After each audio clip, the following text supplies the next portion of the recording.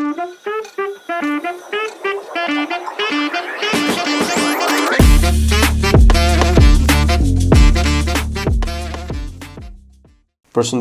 të gjithëve, ja tek rishihemi sërish në podcast me doktorin.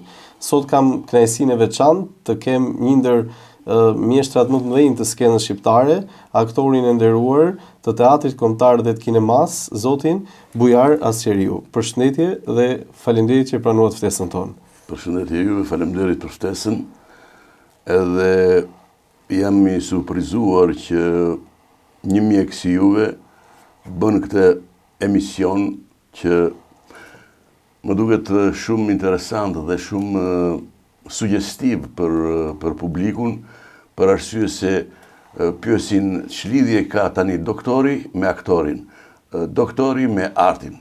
Por unë them që edhe puna e një mjeku është art më vete, është marrëdhënie me njeriun, është vlerësim i njeriut, është humanizmi më i madh profesioni i mjekut. Dhe prandaj kam marrë me kënaqësi të bisedojmë bashkë. Unë e vlerësoj shumë. Në fakt, ne jemi rritur me ju. Ju jeni një ndër emrat më të rëndësishëm të gjithë shqiptarëve, gjithë shqiptarisë kudo që ndodhet. Jo vetëm tituj që ju keni si nderi i kombit dhe mjeshtri i madh, por ju jeni në fakt në zemrat e çdo kujt që ju ka pasur një personazh në shtëpinë e vet gjatë gjithë jetës. Kështu që unë kam vlerësim të dyfish që ju jeni këtu me mua sot, edhe që do ndajmë pak nga eksperjenca juaj ndaj gjithë shikuesve tanë, sidomos atyre të rinjve, të cilët kanë nevojë të shohin modele se si ndërtohet një rrugë, një jetë me nder, me përgjegjësi, edhe nga një emër i madh që e ka ndërtuar karrierën e vet absolutisht mbi të drejtën, mbi të mirën dhe mbi respektin. Kështu që faleminderit nga zemra që jeni këtu me ne. Unë do doja t'ju pyesja si nga pyetjet tona të para, pse keni zgjedhur që të jeni aktor në momentin që keni bërë një zgjedhje për të marrë këtë drejtim në jetë, ndërkohë mund të kishit zgjedhur të ishit mjek, mund të kishit zgjedhur të ishit një profil tjetër, pse mori jeta juaj në këtë lloj drejtimi dhe zgjedhët të jeni aktor? Tani mbas 45 viteve që unë kontribuoj në fushën e artit si aktor, e shikoj me gjakftotësi edhe me vëmendje gjithë këtë rrugë që kam ndjekur prej 45 vitesh deri në këtë moment që jemi bashkë. Në jetë njeriu ka ngacmime nga më të ndryshmet për të rrokur këtë profesion ose këtë profesion. Unë shumë i vogël ndiqja me vëmendje emisionet në radio dhe me të thënë të drejtën mrekullohesha kur dëgjoja zërat e bukur të aktorëve të teatrit kombëtar në emisionet e ndryshme që jepte Radio Tirana apo dhe më vonë në film të ndryshëm. Kështu filloi ajo ngacmimi im edhe në shkollën e mesme, pastaj fillova të angazhohesha me teatrin e shkollës. Edhe ata aktorë profesionistë që unë kam banuar në Vlorë, që shikonin shfaqjet e të rinjve të shkollave të mesme, ata më sugjeruan që ti duhet vazhdosh të bësh aktor. Dhe unë i shikoja, në fakt, shikoja me mosbesim, a mund të bëhem, a mund mos bëhem, sepse ku e pan këta, thoshja, talentin tim brenda një shfaqje. Sigurisht, rruga e një aktori është rrugë e vështirë. Është, do të thoshja unë, jo se zgjodha unë këtë profesion, por është nga profesionet më të bukura, më relaksuse, më himnizuse. Aktori, kur del në skenë, dialogon me partnerin, me publikun, që e ndjek nga afër dhe me Zotin. Ky trekëndësh i kësaj marrëdhënie që për mua është marrëdhënia më e fuqishme që mund të realizojë një njeri, më ka tërhequr gjithmonë dhe më ka relaksuar gjithmonë në jetën time. Dhe më ka bërë të punoj pa pushim. Vetëm punë vazhdimisht. Të realizosh jetën e një njeriu në skenë apo në ekran Sigurisht është një punë e madhe, sepse pozicioni i çdo njeriu në rrethanat që vendoset ndryshojnë nga rrethanat e një njeriu tjetër. Dhe ti duhet sillesh siç sillet ai në ato rrethana. Apo të vlerësosh ngjarjet apo faktet e ndryshme që vinë gjatë jetës vet. Kështu që, por duke ndjekur hap pas hapi, jo vetëm këshillat e regjizorëve me të cilët unë kam punuar me regjizorët më të mirë që ka pas Shqipëria. Dhe dua t'i falenderoj nga zemra të gjithë regjizorët, të gjithë kolegët, të gjithë aktorët që kanë punuar me ta. Dhe kemi rastin edhe të 80 vjetorit të teatrit kombëtar. Sot, dua t'i falenderoj nga zemra të gjithë bashkëpunëtorët, regjizor, aktor, piktor, dramaturg, me të cilët unë kam punuar gjithë jetës time. Persona të cilët kanë qenë zemreku i një pune të madhe të përbashkët. Pa diskutim. Në rast se do ishte një djalë apo një vajzë e re që ju ndjek tani në këto momente dhe do t'ju pyeste a do arrim dot ne me punë të ndershme, me meritokraci dhe të bëhemi aktorë të mëdhenj dhe të nderuar, cila do të ishte përgjigjja juaj si një person që në jetën tuaj keni parë vetëm drejt dhe nuk keni parë sensin ekonomik, po keni parë nderin dhe profilin e lartë që t'jep puna si aktor. Si do të ishte këshilla juaj ndaj tyre? Sigurisht ky profesion sa i bukur është, po aq edhe i vështirë. Dhe të arrish rezultate të larta dhe të shkosh drejt asaj që ti mendon se mund të shkosh në jetë, duhet një punë e vazhdueshme. Që të studiosh, të punosh me veten tënde, të autosuggestionosh veten tënde. Dhe vështirësitë sigurisht që janë, rrethanat nuk janë kaq të lehta. Armiku më i madh i artistëve është administrata shtetërore. Ata që vijnë në krye të teatrove nga ana burokratike mendojnë se aktorët, artistët e atij teatri janë pronë e tyre. Jo zotëri. Artistët nuk janë prona jote. Artistët janë prona e këtij vendi. Prona e punës tyre, e jetës tyre.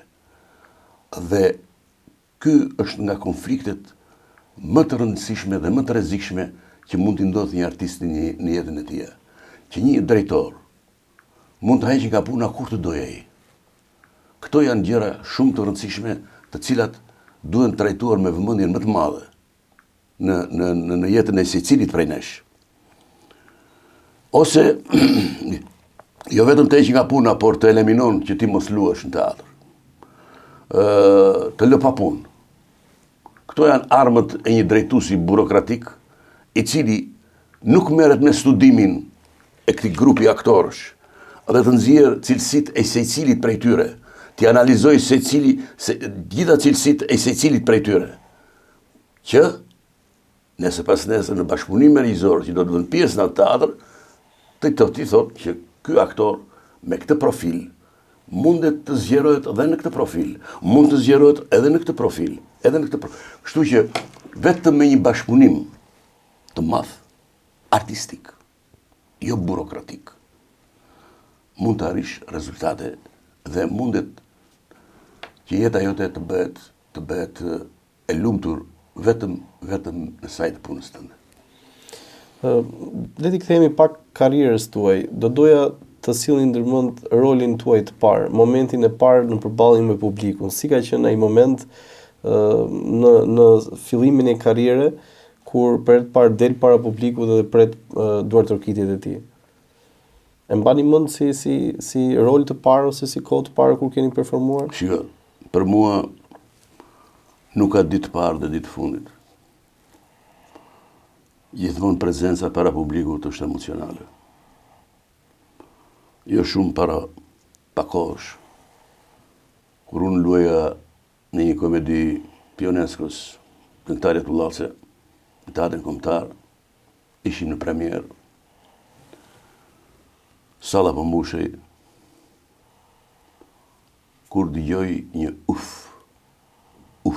aty te kulisat. Edhe kulisa që tunej. Thash, kush më këtu? Shikoj unë, Roland Trebicka, një nga aktorë tanë më të mëdhej, i binte të kulisës. Qa ke landi? Më tha, mu do na pushoj zemrë. Që shky profesion i rrezikshëm, tha që kemi zgjedhur. Që të pushoj zemrë, thash, me gjithë të eksperiencë, do me thënë, a i shfaqen e luante si për herë të parë në jetën e tij. Ky është vlerësimi i artistëve serioz dhe artistëve të mëdhej, sepse ndodh që me rritjen e emrit, përgjegjësia e artistit rritet para publikut. Se vjen publiku thotë, dale luan Roland Trebicka këtu, ç'na ka bërë këtë radhë me këtë rolin. Këto pyetje i ndjen aktori, pavarësisht se publiku nuk i drejt, po i ndjen kur salla mbushet, rrafsh me spektator. Këto gjëra ndodhin në koshiencën e aktorit, në ndërgjegjen e tij. Prandaj ai kishte emocione si për herë të parë. Dhe kështu ndodh me artistët serioz në përgjithësi. A mbani mend diçka të bukur që doni ta ndani me ne? Ju keni një karrierë kaq të gjatë. Dhe sigurisht çdo kush që e ndjek tani këtë emision do donte të dëgjonte diçka që siç ishte ky rrëfim që ju na bë, diçka ndoshta emocionale, ndoshta të bukur, ndoshta një kujtim të veçantë nga karriera juaj. Mund të ndani diçka me ne? Aktori ka plot raste emocionale, i vetëm të duar trokitjeve të publikut që reagon në momentet caktuara të shfaqjes, kur ti transmeton emocione, por nuk mbarojët një rast në Shkodër.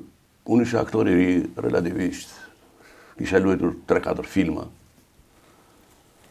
Dhe më bëri përshtypje sa dola, sa vura këmbën në teatrin Migjeni, salla filloi të duar trokiste, unë s'kisha thënë as i fjalë. Edhe unë mbeta shikoja majta për çfarë se më kishë bërua, për çfarë duar. Ashtë respekti që ka publiku për artistin. Edhe unë e lash rolin, i falenderova, edhe pastaj vazhdova rolin. Këto janë momente shumë emocionale për një artist. Kjo më ka ndodhur dhe në Londër, kur shkuam në festivalin botëror të Shakespeare-it, 37 vende nga gjithë bota, dhe çdo vend e luante Shakespeare-in në gjuhën e vet. Edhe ne sigurisht e luanim në shqip. Luanim Henën e 6, pjesën e dytë, se ishte me 3 puntata ajo. Pjesën e parë luante Beogradi, pjesën e dytë ne, pjesën e tretë luante Bitola e Maqedonisë.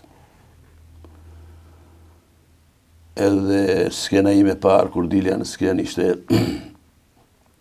i shoqërohesha me një grup fshatar, se personazhi im, Jack Cady, ishte një personazh që ngrinte tip Robin Hoodit, që ngrinte krye ndaj mbretërisë. Edhe grupi që më shoqëronte mua thëriste kur sa do prezantohesha unë para publikut, thëriste Jack Cade, Jack Cade. Dhe unë në vend që të ngjitesha në skenë direkt, u futa në mes të publikut, sepse atje teatri vjetër i Shakespeare-it, Globe to Globe, ishte plateja e shtruar me beton, dhe pastaj kishte 3 kate me dras, dhe qielli ishte i hapur. Shikoj qiellin lart. Kur gjithë publiku filloi të thëriste Jack Cade, Jack Cade, Jack Cade, nuk ishte emocion më të madh. Nuk ishte emocion më të madh. Këto gjëra janë pikante në jetën e një artisti dhe sigurisht si të theme, e mobilizojnë për të bërë më mirë, sepse çdo profesion, po sidomos profesioni i artit nuk ka fund. Dhe kur ti mendon se ke bërë më të mirën, jo, nuk është ajo më e mira, ka më të mirë, ka më të mirë. Dhe kështu aktori është vazhdimisht në kërkim, për të realizuar më të mirën e mundshme. Kur ju flisni për rolet, flisni me emocion të jashtëzakonshëm. Dhe mua më vjen në mendje tani një pyetje, çfarë është për Bujarin teatri kombëtar? Çfarë është për ty kjo fjalë kur e dëgjon teatri kombëtar në shpirtin tënd? Si tingëllon? Teatri për mua është vetë jeta ime.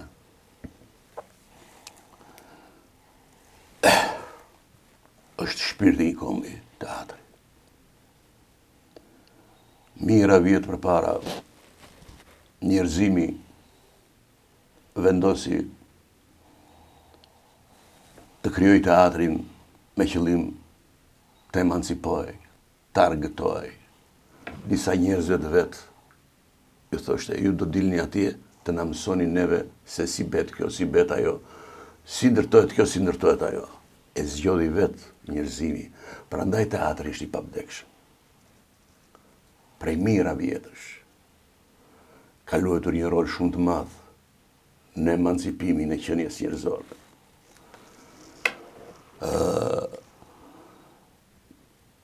Kur them teatr, sigurisht, mua më kalojnë para në mendjen time kontributin e artistëve tanë të mëdhenj, fryma e tyre, përpjekjet e tyre, dhe për ulem me respektin të madh përpara kontributeve të këtyre artistëve të mëdhenj. Dhe fryma e tyre nuk shuhet kur. Fryma e këtyre artistëve nuk shuhet kur. Ka pasur ndonjë moment ose diçka që është në nostalgjinë tuaj që nuk do të harroni kurrë nga puna juaj? A ka diçka nostalgjike të lidhur me profesionin, me teatrin ose me rolet që keni luajtur, diçka që e ke nostalgji të fortë edhe çdo herë ke me vete ose çdo herë ke si kujtim të ndin? Po, tani nostalgji unë kam për të gjithë artistët, që unë zemrën, mendjen dhe kontributin e tyre mbi skenën shqiptare.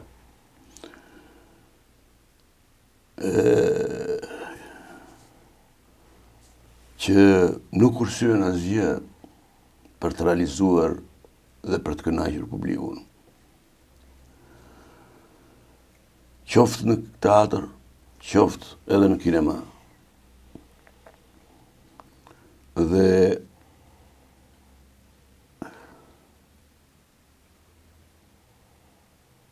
gjëja më e rëndësishme është që këtë nostalgji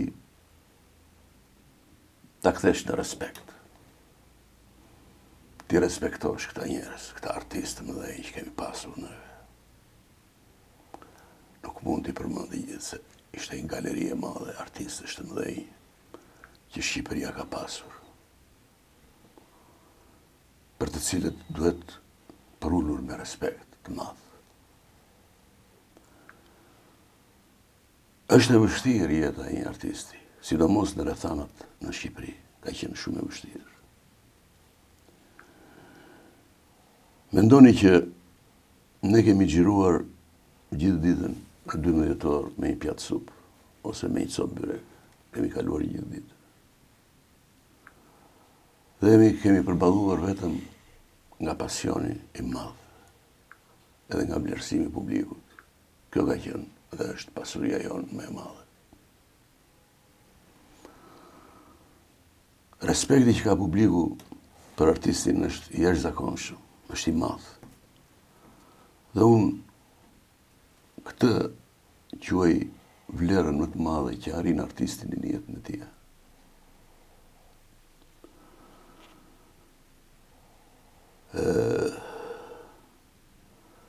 Kam plot kujtime nga... Unë punova 18 vjetë në teatrin e Vlorës, pastaj 25 vjetë në teatrin kombëtar. Dhe kujtimet edhe nga Vlora edhe nga Tirana teatri kombëtar, sigurisht, dhe çdo premier që bënim ne ishte një festë e madhe, ishte një gjë e madhe, ishte një përgatitje e madhe, ishte një emocion i madh që do dilnim para publikut. Le të ndryshojmë pak qasjen. Do doja të dija tashmë për jetën tuaj personale, diçka mbi bujarin dhe realitetin që na rrethon. Çfarë të trishton më shumë në realitetin tonë në Shqipëri? në jetën e përditshme ose tek marrëdhëniet njerëzore, cila është ajo që të trishton më shumë ti? Sigurisht trishtimi më i madh është mosmirënjohja dhe shpifja. Pa e njohur tjetrin ti thua, krijon një mendim ose hedh një mendim. Si hedh mendim pa e njohur? Me çtë drejtë? Duhet ta duam më shumë njëri tjetrin. Duhet ta respektojmë më shumë njëri tjetrin. Nëse duam të bëhemi një shoqëri civile. Jo të nxjerrim gjuhën për njëri tjetrin, por ta respektojmë njëri tjetrin, për aq punë sa bën ai. Dhe mua më trishtojnë shumë këto gjëra, kur kolegu flet kundër kolegut, kur njeriu flet kundër njeriu. Këto mua më trishtojnë shumë. Nëse do gjendesh në një situatë tillë për shembull kur dëgjon, kupton që dikush një mik i afërt apo i largët ka folur diçka jo të mirë për ju, cili është reagimi që u bëni? Cili është reagimi që keni në raport me personin? Unë asnjëherë nuk konfliktohem. Jo. Por është në kontakt me të i them e ke gabim, kaq. Po të doj ai ta kuptoj, po të doj mos ta kuptoj. Nëse do ta ktheni të kohën pas, dhe do të jeni sërish në një moshë 25 vjeçare, a do kishte ndonjë gjë në jetën tuaj që do doni ta ndryshonit, që mendoni që mund të kishte qenë ndryshe, apo gjykoni që çdo gjë është bërë me pasionin e dur, është bërë në rrugën e dur dhe është dhënë kontributi më jetësor i mundshëm i dur?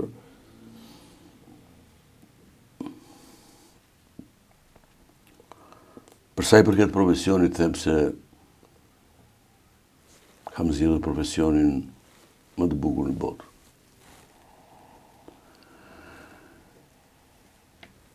Ky profesion mua më sundoi. Ky profesion më dashuroi, ashtu siç e dashurova dhe unë. Ky profesion më rriti. Ky profesion më mbajti familjen, më gëzoi fëmijët, ti me shoqe. Të operosh në fushën emocionale nuk është e lehtë.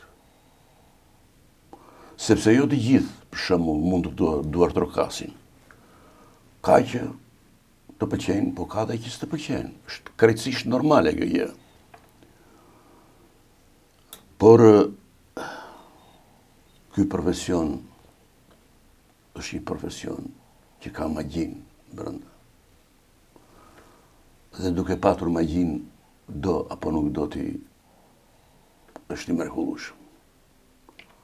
Nuk bën njeri dot në një profesion tjetër publikun të qaj.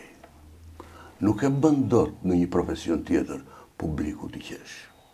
Vetëm profesioni artistit e bën dhe të qaj edhe të qesh publikun. Prandaj ne kemi këtë lloj magjie, e cila suggestionon shpirtrat njerëzor, e cila edukon shpirtin njerëzor, e cila i vë në mendje gjërat e mira njeriut.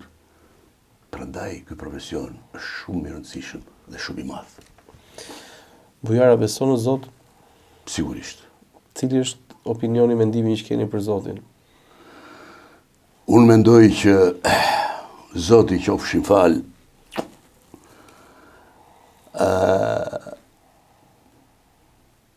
na shikon të gjithëve.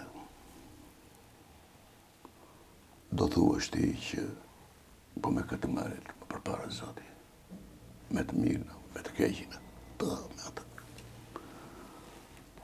Unë mendoj se Zoti merret me të gjithë dhe i shikon të gjithë. Askush mos të mendoj që bën një vjedhje, një krim, një gjë, nuk e shikon kurkush. Ja.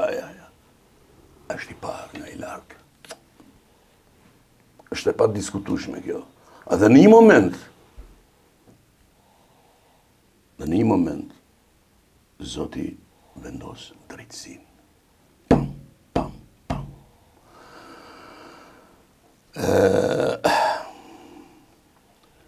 Unë shpesh kur futem në skenë, kam shenjën time, shikoj lartë, pastaj futem në skenë. Kam si ritualin tim. Dhe pastaj më bet me lehtë puna në skenë. Prandaj thash që në skenë aktori bisedon me partnerin, bisedon me publikun dhe me Zotin. A ka një këshill nga nëna ose babai juaj që ju ndjek në jetën tuaj dhe që doni ta ndani me ne? Gjithmonë prindrit na kanë dhënë këshilla të vlefshme, këshilla të cilat ne ja transmetojmë pas brezit tjetër. A ka diçka që ju çdo herë keni me veten tuaj dhe që doni ta ndani me ne? Unë nga që prindrit e mi u larguan herët nga jeta, ajo që unë mbaj në gjithmonë refren në mendjen time është që kur dola në jetë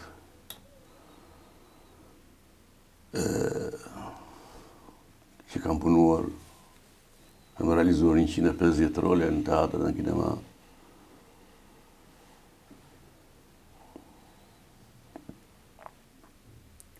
kam pasur vetëm një dëshirë.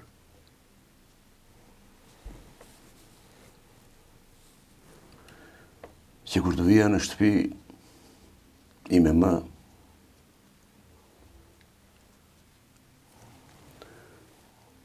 të më vinte dorën të koka dhe të më thoshte, u lodhe birë, kaq.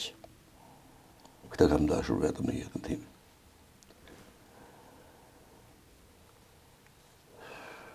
Kjo nuk u arrit, nuk u bë. Zoti e mori shpejt. Kështu që e mendoj që dhe atje ku është ime më ma thot këtë fjalë.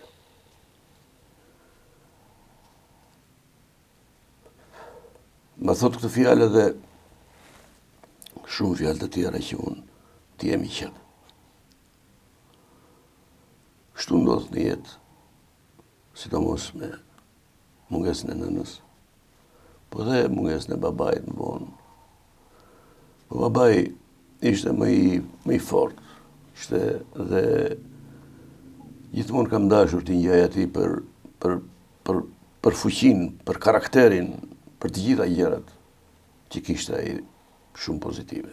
Ishte një punëtor, shofer, punonte, babai.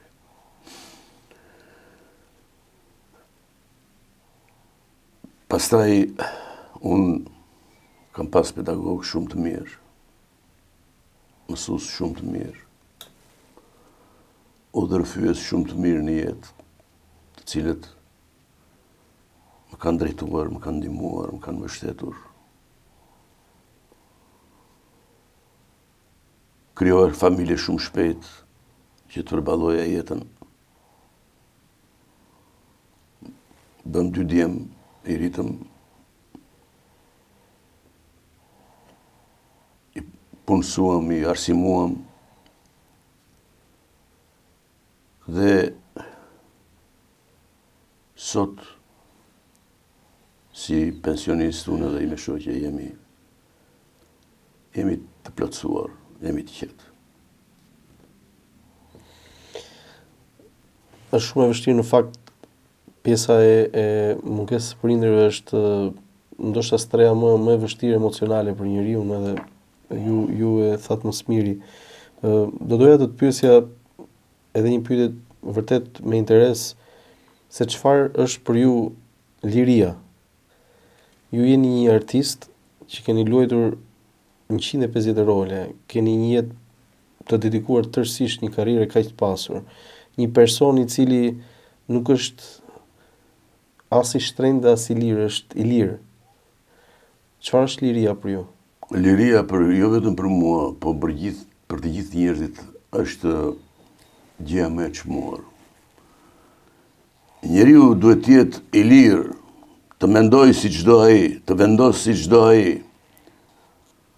dhe ta ndjejë lirinë lirin shpirtërore, lirin mendore, lirin ta i ndjej në çdo hap të jetës vetë. Është i gjithçka liria. Zoti të gjithëve në nxorrin në jetë për të qenë të lirë. Edhe këtë mision të Zotit ne duhet ta përmbushim derisa të përthyemi dhe të transferohemi në botën tjetër. Unë e çmoj shumë sidomos liria e krijimit në fushën që unë veproj duhet jetë pa kufi. Liria e krijimit artistik, shkencor, gjitha duhet jenë pa kufi. Arti nuk ka kufi. Artisti nuk duhet kënaqet me ata që arrin në moment, në çast, por duhet vazhdimisht duke shfrytzuar elemente lirisë, duke shfrytzuar elemente fantazisë, duhet i vënë në punë që të zhvilloj misionin për të cilin është në jetë. Bujar, doja të pyesja pak për atë dashurinë. Ne jemi në një vend që shpeshherë të rinjt, unë e shoh si pedagog, e shikoj si një person që merret me të rinjt, ka një qasje jo të duhur ndaj dashurisë për vendin. Dhe shpeshherë është një qasje që është në momente të caktuara apo jo e përhershme. Cila është qasja që ju keni ndaj dashurisë për vendin, si një person që keni kontribuar, keni ndërtuar dhe po lini pas një pasuri kaq të madhe siç është vepra juaj dhe arti juaj. Cili është opinioni që keni mbi dashurinë për vendin? E para njerë, vendi ynë, atë dheu ynë, është sofra më e bukur në botë. Zoti, vendi tonë, atë dheu tonë, i ka dhënë gjithçka. Por ne nuk i kemi dhënë gjithçka. Ne nuk kemi bërë aq sa duhet për vendin tonë. Dhe këtu ne duhet të qëndrojmë dhe të mendojmë mirë gjërat. Çfarë pasurie i mungon Shqipërisë? Asnjë lloj pasurie. I thash një herë presidentit të Republikës, Bujar Nishanit, i ndrit shpirti. Zoti presidentit është. Në presidencë atje. Përse Shqipëria të jetë kaq e varfër? Vetëm ujë, thash, zoti presidentit thash. Vetëm ujë të eksportojmë, thash. Me bidona, me cisterna, me fuqi, ne, thash unë, bemi më të pasurit në botë. Jemi vendi i dytë mbas Norvegjisë për sasitë e ujit që kemi. Kur do vini, thash unë? Dy mendje, dy burra të mençur, ta drejtojnë të vendit, thash. Kështu që problemi më i madh, dalim në atë që i dhëm çdo njeriu dhe lakon çdo njeri, problemi më i madh është politika. Politika mesinore që krijon e dëmton. Duhet politika të mendojë për zhvillimin e vendit. Përse djemt të rinj shqiptar të ikin jashtë? Fushat tona, ujërat tona, lumejt tanë, detet tanë, nuk janë të mjaftueshëm për ta, për bizneset, për gjitha gjërat. Janë shumë të mjaftueshme. Edhe shumë shpejt Shqipëria mund të kthehet në një vend të jashtëzakonshëm, me prodhime, me një boom ekonomik, Po këtu është, do me thënë, pika nevralgjike. A ka diçka që i mungon shoqërisë tonë sot? Çfarë i mungon sot këtij vendi? Shiko, janë shumë gjëra, por thot populli nuk bën me të thënë, bën me të bërë. Duhet të bësh, jo të thuash. Edhe fëmia, edukatën, nuk e merr nga të thënat e nënës dhe babait, po e merr nga marrëdhënia, nga të bërët që bëjnë prindi, nëna dhe babai, nga ajo mëson më tepër fëmia. nuk mëson nga llafet. Në rast se dikush do të propozonte në këtë moment të jetës tuaj për të marrë me politikë, do ta bënit? Jo. Politika për mua është profesion më vete, duhet ta ushqesh vete ose të studiosh. Është profesion, sigurisht është një profesion kreativ për mua, është kreativ. Po e pa këtë profesion kreativ, atëherë bëhet dhe i bukur, bëhet dhe argëtues, por jo ta shikosh politikën si mjet fitimi, të kapesh një post dhe të krijosh mjetet e fitimit për vete. Ja. Politikën duhet ta vësh në shërbim të njerëzve që të kanë zgjedhur. Nëse ti nuk bësh shërbestar i njerëzve, mos e merr kot atë iniciativë për të bërë politikan. Dhe në këtë sens do me thënë që unë asnjëherë s'ka menduar asnjëherë unë ju përkushtova dhe do t'i përkushtojmë artit derisa të kem jetë. Bujar, nëse sot të vjen një djalë i ri ose një vajzë e re, të cilët janë të demotivuar në realitetin e vendit nga një mungesë meritokracie në fushën e tyre dhe të thotë dua të ikin nga Shqipëria. Cila është këshilla që do t'i jepje? Do ta nxisje largimin apo do i kërkoje që ta gjejnë veten në vendin tonë? Sigurisht ikja e të rinjve është hemorragjia më e rrezikshme që mund të ndodhë si në trupin njerëzor të ikë gjaku, njeriu thahet. Asnjëherë nuk do ta këshilloja që rinia të largohej. Rinia duhet ta mbaj fort vendin e prindërve, e gjyshërve dhe e stërgjyshërve të tyre. Pavarësisht vështirësive, pavarësisht pengesave, pavarësisht shumë goditive që mund të pashu. Aty dhe do të forcohen si karaktere për të përballuar jetën. Të keqes i thonë e keqe, të mirës i thonë e mirë. Vetëm kështu mund të bëhet. Ndryshe pastaj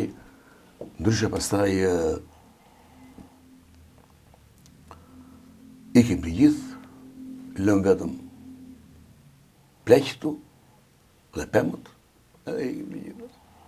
Të shohë Shqipëria.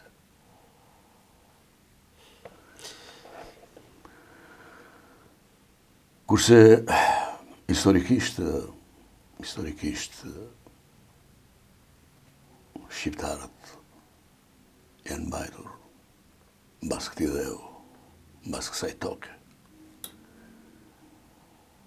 mbas atij pragu të shtëpisë, mbas asaj gorice që ka pasur te dera e shtëpisë. Dhe ndërtuan jetën, na sollën ne në jetë, na sollën brezin tonë, iku brezi tyre, erdhi brez tjetër, erdhi brezi jonë. Si ta lëm, ta thajmë, nuk jam me këtë. Të pyes pak për doktorët. Sot, domethënë, një ndër, po themi, qëllimet kryesore të këtij podcasti është që njerëzit kenë mundësi të njohin edhe një qasje krejt ndryshe me spitalin dhe mjekët për punën e madhe që bëjnë. Sigurisht edhe ju, jam i bindur që keni patur situata mjekësore, ju është dashur të shkoni në spital, ju është dashur të merrni trajtim. Cili është opinioni që keni për mjekët tanë?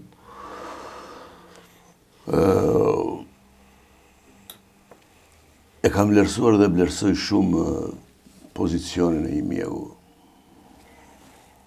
Shumë e vlerësoj që vjet në shërbim të jetës së njerëzve.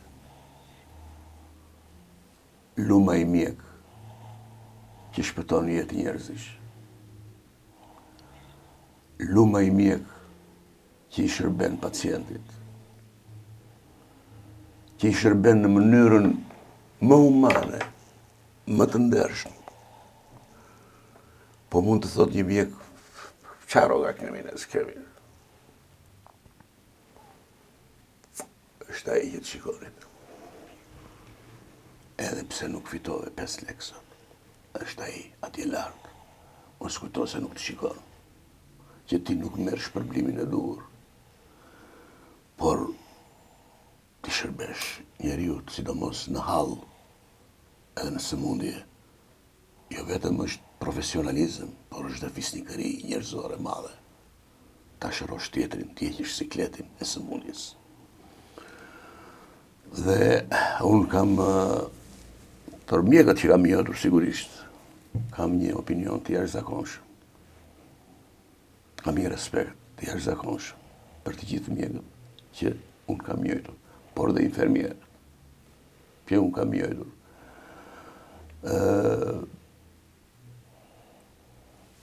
Sigurisht që si në çdo vend edhe ju keni problemet tuaja, keni ato konfliktet tuaja, egoizmin tuaj brenda profesionit. Por unë them që në rastet që vihet në rrezik jeta e një pacienti, nuk duhet gjykuar që unë si mjek jam më i mirë nga ty, ti si mjek jam më i mirë nga mua, por o burra ti shërbejmë pacientit, ta shërojmë pacientin. Kjo duhet të jetë moto, them unë, për të gjithë mjekët që të vijen në shërbim me njohurit, me dijet, me gjithë ato që kanë, të vijen në shërbim të pacientit. Bujardo, doja të të pyesja pak edhe mbi publikun. Çfarë është publiku për ty? Sot, mbas kaq viteve karrierë, çfarë është publiku për ju? Jashtë emisionit, ju flisni me një emocion të jashtëzakonshëm.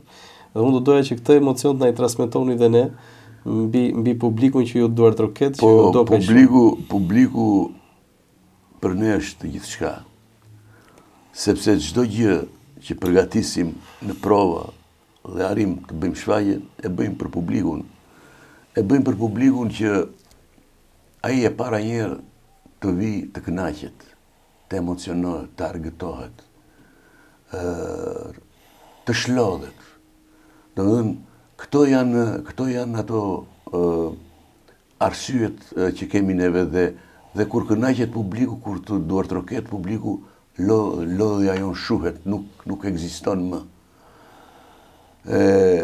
Kështu që për ne publiku është gjithçka. Gjithçka. Gjithçka. Kur ai të duart roket, domethënë ti fluturon. Kur del sot në rrugë, jeni në kafe, shkon në një market, shkon me pushime, shkon në një aktivitet familjar, dhe njerëzit të ndalin në rrugë. Po. Çfarë emocioni është? Ne bashkë bëm disa metra përpara se të hynim në emision, dhe na ndalen disa njerëz në rrugë. Si është kjo lloj marrëdhënie me njerëzit? Po, duhet unë i dua njerëzit dhe i respektoj në maksimum. Më ndalojnë për foto, për shumë pyesin, bëjnë, ngacmojnë. Domethënë, po ju dhe njerëzve dashuri, do të kthehen me dashuri. Po ju dhe paqe në shpirt. Do të bësh një punë të jashtëzakonshme dhe do të marrësh paqe. Gjithmonë marrëdhënia është që ti duhet t'i respektosh dhe t'i duash publikun tënd, pa diskutim. Unë e kam moto të jetës time të respektoj dhe atë fëmijën e vogël që vjen, që më thotë Xhaxhi të bëjmë një foto, dhe atë e respektoj. Shumë fëmijë ngrënë në kraqe të dalë foto me mua. Domethënë, po e deshe njeriu, ajo të jep një fuqi dhe forcë të madhe, dashuria për njeriu. Është pjellë e Zotit njeriu. Asnjëherë s'do ta harrojmë këtë. Çdo njeri prej nesh është pjellë e Zotit. Prandaj këtë pjellë të Zotit duhet ta duash, edhe ta fisnikërosh. Do doja të dija, jemi afër fundit, ndaj do doja të dija edhe dy pyetje të fundit. Së pari do doja të dija cili është qëllimi që i keni vendosur vetes tuaj. Ju jeni një karrierë kaq të pasur dhe po të ndalni dhe ta ktheni kokën pas edhe të shikoni gjithë jetën tuaj, cili ka qenë qëllimi primar në jetën tuaj në raport me çdo gjë që ju rrethon? Tani, njeriu ka shumë qëllime në jetë, por qëllimi kryesor është të përmbush detyrat e tij ndaj familjes dhe shoqërisë.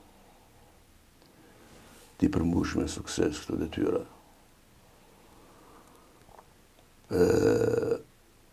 Qëllimi i dytë është të rritet të shëndetshëm, të punoj shëndetshëm. Dhe mos t'i bie në qafë askujt. Ke mundësi të ndihmosh mirë, s'ke mundësi në qafë asnjëherë, mos t'i biesh tjetër në qafë.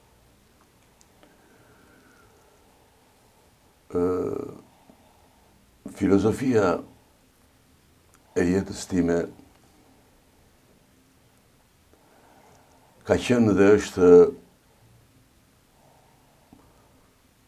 t'i shërbej vendit tim. Me atë punë që bëj, t'i shërbej sadopak vendit tim, atë dheu tim. Ky është qëllimi final i jetës time. Që nesër të thonë, ka qenë dhe një aktor, ka bërë kaq, s'ka problem, ka bërë për vendin, kaq. Dhe në pyetjen time të fundit, do doja që në atë që qëllimi kryesor i këtij emisioni, motivimi dhe dhënia e një mesazhi morali dhe drejtësie të rinjve mbi modelet e vërteta, do doja një mesazh të fundit tuaj ndaj gjithë të rinjve që na ndjekin. Mesazhi im është ky që e para njerë të rinjt duhet të merren më shumë me studime, të studiojnë më shumë, të punojnë më shumë. Duke studiuar dhe duke u lidhur shumë edhe me prindrit, me familjen, me shoqërinë, do ta duan më shumë vendin e tyre. Do t'i duan më shumë njerëzit. Të duash njeriu është e quaj i thesar të madh, të duash njeriu. Dhe ata të rinj, jam i bindur që një ditë edhe mund të ikin nga Shqipëria, por jam i bindur që një ditë edhe mund të kthehen këtu prapë. Rëndësi ka që Shqipëria mos të vjetrohet në moshë, por të qëndrojë e re. Kështu që ka shumë mekanizma të cilat duhet të vijnë në funksion të kësaj idee që rinin ta mbajmë këtu jo thjesht në inkubator, por ta përgatisim jo vetëm për Shqipërinë, po për gjithë botën, si mjek, inxhinier, të gjithë të përgatiten, dhe sigurisht ata që duan të ikin, le të ikin, po problemi është që baza, rëndësia, pesha e çdo njeriu të jetë në vendin e tij. Unë të falenderoj nga zemra, të dëgjosh dhe të kesh këshilla nga ju, nuk është vetëm çështja e njeriu me një titull mjeshtër i madh deri i kombit, po është një jetë me shumë arritje e dikujt që e vetmja gjë që ne mund t'i themi është Zoti ta shpërbleft për punën dhe kontributin që ke bërë në këtë botë, në këtë vend, për të dhënë ato mesazhe që ke dhënë gjatë gjithë kohës dhe gjatë gjithë jetës tuaj profesionale. Falenderoj nga zemra që ishte pjesë e këtij emisioni. Faleminderit, doktor. Duke ju falenderuar të gjithëve për vëmendjen tuaj, do të shihemi si çdo të mërkurë në ora 19 në podcast me doktorin. Faleminderit.